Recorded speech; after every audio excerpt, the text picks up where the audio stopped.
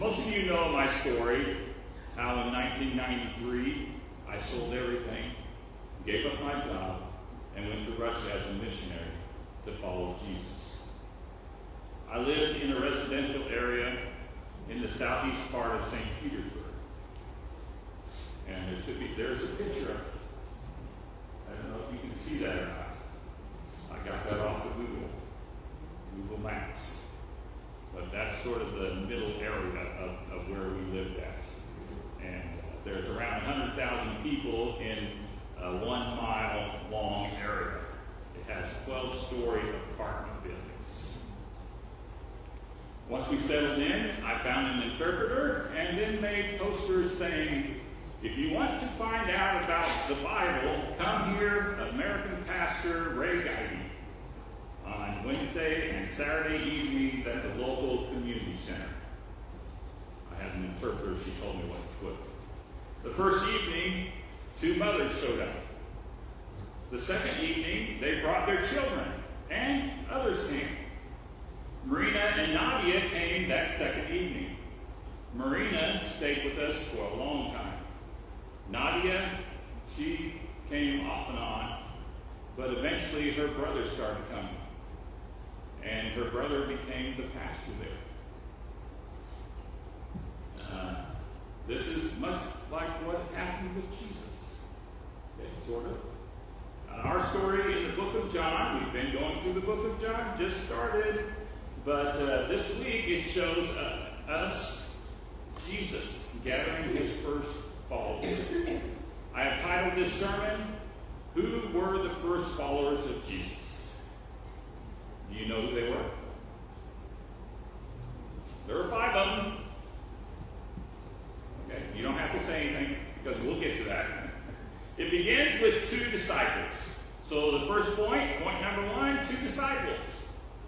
And we're at John 1:35.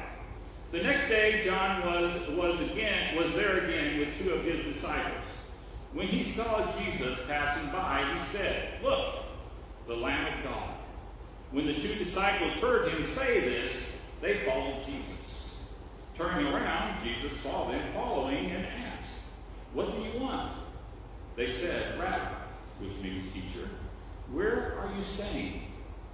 "Come," he replied, "and you will see." So they went and saw where he was staying, and they spent the day with him. It was about 4 in the afternoon. So John the Baptist sees Jesus. This is probably the next day after he baptized Jesus. He tells 2 of his disciples, "Look, the Lamb of God." We don't know if John told them to follow Jesus or not. It doesn't say that he did. But they go and walk behind Jesus. A little creepy. They are stalking Jesus. Jesus turns around and sees them behind him, and he says, "What do you want?" They ask, "Where are you staying?" Jesus says, "Come and see." This probably was at the Jordan River somewhere. There are a lot of people there. Some probably slept outside under the stars. Others may have stayed with people that had houses around there. There were no Holiday Inns or Motel 6s. We don't know where Jesus was staying, but these 2 disciples most likely stayed with Jesus that night. This event led to a 3rd follower, Peter, and that's our second point, Peter. Very invented points here, right? Peter. Look at verse 40. Andrew, Simon Peter's brother, was one of the 2 who heard what John had said and who had followed Jesus. The first thing Andrew did was to find his brother Simon and tell him, "We have found the Messiah," that is, the Christ. And he brought him to Jesus. Jesus looked at him and said, "You are Simon, son of John. You will be called Cephas," which, when translated, is Peter. Here we are told who one of the 2 disciples were, the 2 disciples in our point 1. Right? It was Andrew, Peter's brother. Many think that the other disciple was the author of this book, John. the Apostle John. That is not the John previously mentioned, John the Baptist. Two different people, John the Baptist, John the Apostle, but probably the second disciple was John the Apostle, and the first being Andrew. Andrew went and found his brother. He told him that they had found the Messiah. How did he know that Jesus was the Messiah? We don't know. Most likely they had been following John the Baptist because they saw him as the predecessor of the Messiah. So when John had said that Jesus is the Lamb of God, they understood that to mean that he also is the Messiah. Not only did Andrew tell his brother about Jesus, he also brought him to Jesus. Jesus calls Peter Cephas, which is Hebrew for Peter. Peter is Greek. Greek for rock. So Jesus was actually calling Peter a Rocky. Your name will be Rocky. You will be called Rocky, or the Rock. You will be called the Rock. Without the, but Rocky. The next follower is Philip. Point number 3, Philip. Verse 43. The next day, Jesus decided to leave for Galilee. Finding Philip, he said to him, "Follow me." This is the next day after Peter came to Jesus. Evidently, Jesus had already met Philip before, because now he finds Philip and tells him to follow him as he goes to Galilee. He got a personal invitation from Jesus. The last follower is Nathaniel. Point number 4, Nathaniel. Look at verse 44. Philip, like Andrew and Peter, was from the town of Bethsaida, or Bethsaida, depending on how you pronounce it. Philip found Nathanael and told him, "We have found the one Moses wrote about in the law, and about whom the prophets also wrote, Jesus of Nazareth, the son of Joseph." Up to this point, it seems that Philip had not told his brother about Jesus. Now he is leaving with Jesus, so he has to tell him. Even so, he sort of beats around the bush, doesn't he? We have found the one that Moses wrote about. The one that the prophets also wrote about. He didn't just say that they had found the Messiah. Maybe he was expecting a negative response. A negative response is what he got. Look at verse 46. Nazareth? Can anything good come from there? Nathanael asked. "Come and see," said Philip. This was a good response from Philip. He could have argued with his brother. He could have explained why he thought that Jesus is the Messiah, but he didn't. He just said, "Come and see." That was simple, and it worked. Reading on, verse 47. When Jesus saw Nathanael approaching, he said to him, "Here truly is an Israelite in whom there is no deceit." "How do you know me?" Nathanael asked. Jesus answered, "I saw you while you were still under the fig tree before Philip called you." Then Nathanael declared, "Rabbi, you are the Son of God. You are the King of Israel." Jesus took care of Nathanael's negativity with a compliment and a little divine knowledge. Here truly is an Israelite with no deceit. That's the compliment. And I saw you under the fig tree. That was divine knowledge. We don't know what Nathanael was doing under the fig tree or what significance this had, but it changed Nathanael's attitude. When it comes to dealing with people, answering their spiritual questions, or even inviting them to church, we often don't know what will work and what won't, but God does. We may not know how to say, what to say, how to invite them, but God does. We need to trust Him We need to trust him to give us the right words. Let's read on. Verse 50. Jesus said, "You believe because I told you I saw you under the fig tree. You will see greater things than that." Then he added, "Very truly I tell you, you will see heaven open and the angels of God ascending and descending on the Son of Man." What does this mean? Nathaniel never saw this, did he? He never saw angels ascending and descending on Jesus. Look at this. It has a secondary quotes in here. Heaven, let's see the little dash there or whatever that's a apostrophe. I don't know what it is. Anyways, it's a single quote, I guess. I don't know. Heaven open and the angels of God ascending and descending on. The reason why it's that way is this is a quote from the Old Testament, referring to a time that Jacob saw this very thing, angels ascending and descending on a ladder. Maybe Nathaniel knew this quote. In the story about Jacob, after Jacob saw this, he said, "Surely the Lord is in this place, and I was not aware of it." Wow. As I have said before, Jesus is here. Jesus is here. Surely the Lord is in this place, and we are not aware of it.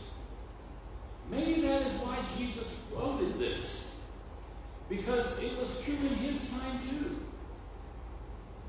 He was here, and people weren't aware of it. He was there, and he is here. Jacob also said, "How awesome is this place? This is none other than the house of God. This is the gate of heaven." Wasn't this true of Jesus? Where he was, it was the house of God. Where he was, it was the gate of heaven. Maybe this was the point that Jesus was trying to make with Nathaniel. Isn't this also true of this place? Surely the Lord is in this place, and we are not aware of it. How awesome is this place? This is none other than the house of God. This is the gate of heaven.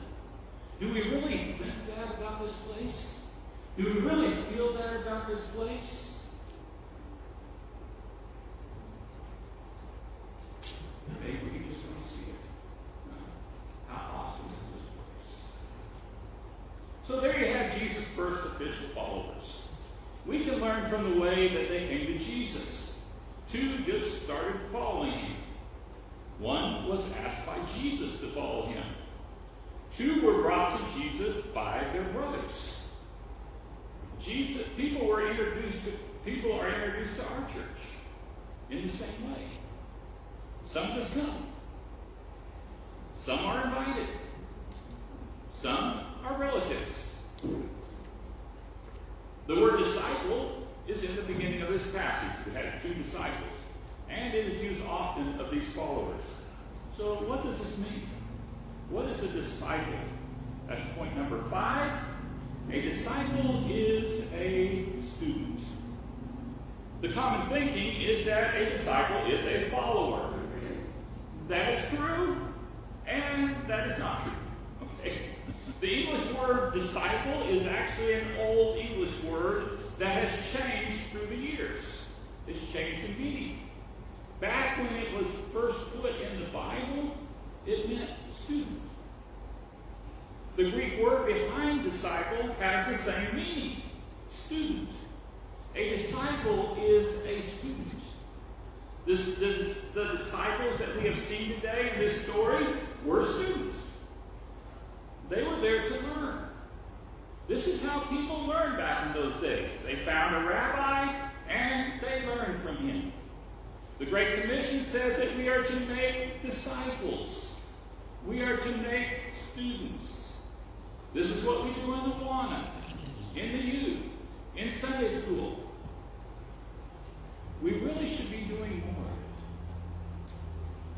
go find people, bring them in, and make students of them. Students learning about Jesus and his ways. I also think there should be a graduation from that too. This is extra. When you graduate from being a student, and of course you're always a student, but then you start serving the Lord and putting those things into practice. We have seen the first 5 followers of Jesus and how that started. They became students of Jesus and helpers of Jesus. What could Jesus have done without them? Jesus needed his followers. Last Sunday, I introduced you to Jesus. I told you that he is the Lamb of God. Who decided after hearing that they would start following Jesus? Okay, I know I am not John the Baptist. But what if John the Baptist were standing here? What if he told you that Jesus is the Lamb of God? Would you give everything up? Would you leave everything behind? Your house, your job, your career, your retirement, your comfortable life to follow Jesus? What if your brother told you that Jesus is the Messiah? Would you walk with Jesus for days to follow him? Would you convince your brother, your sister, your children to follow Jesus? What if Jesus himself came to you and said, follow me? Would you leave it all behind? What if Jesus complimented you and shared some divine knowledge?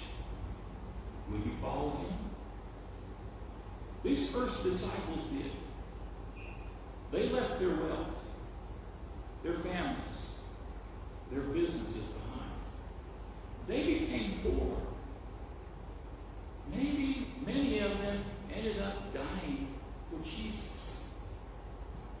Jesus still needs followers today.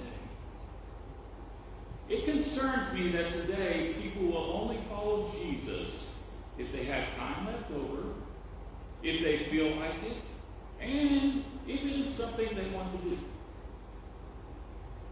Just to get them to come to church on Sunday morning and on Wednesday evening, or to volunteer, is like pulling teeth. Is this an American problem? Is this an American Baptist problem?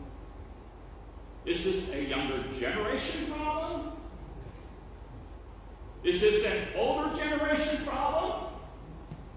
I don't know, but it concerns me. Where are the disciples who will give their lives, their future for Jesus? Without followers, this church will die. Okay? Without followers, Christianity will die. This church is not asking you to do much. Okay? Come to church on Sunday morning and on Wednesday night. That's it. Maybe a little more if you are serving here, but that's it. Jesus asks for much more. He wants your life. He wants your all. I introduced you to Jesus last Sunday.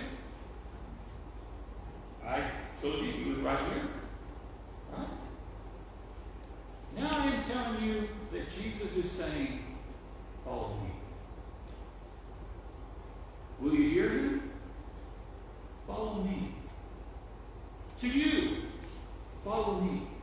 To each one here, follow me.